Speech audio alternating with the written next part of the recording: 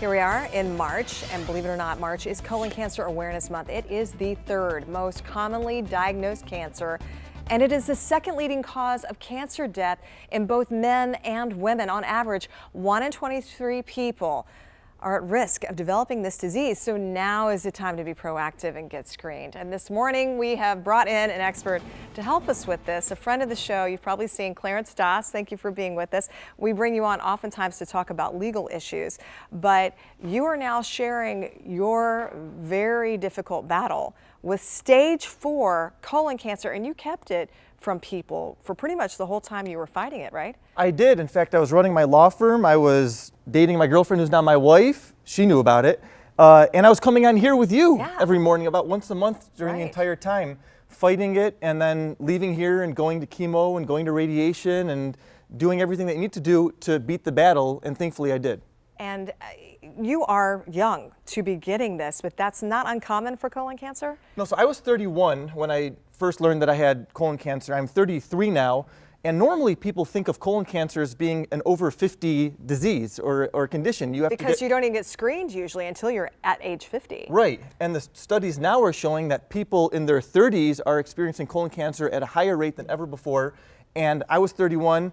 I was talking to people similarly situated to me that were in their 30s that had colon cancer as well just a couple weeks ago. Unbelievable. And my uncle had colon cancer in his 30s as well, so it does happen.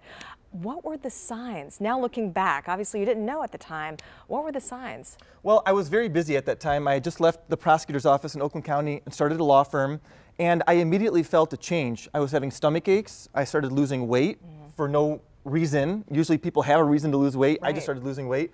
But what really triggered it was that combination, and then I started having fevers. And that combination really struck me as kind of odd because they don't usually happen together. So I happened to talk to my dad, who's a doctor, and he connected me to a GI doctor. We did a colonoscopy, which is the first step to screening. And at that time, they noticed 2 tumors in my colon. And by the time I had gone through all that treatment, there was a 3rd tumor that had grown. And the rapidly spreading disease that it is was caught early, and thankfully I can be here to share it with you now. Well, we are so grateful that you've come out the other side and you can help share your story. What would you like to tell people at home more than anything else about colon cancer? Well, with cancer or anything, to you it feels like the end of the world.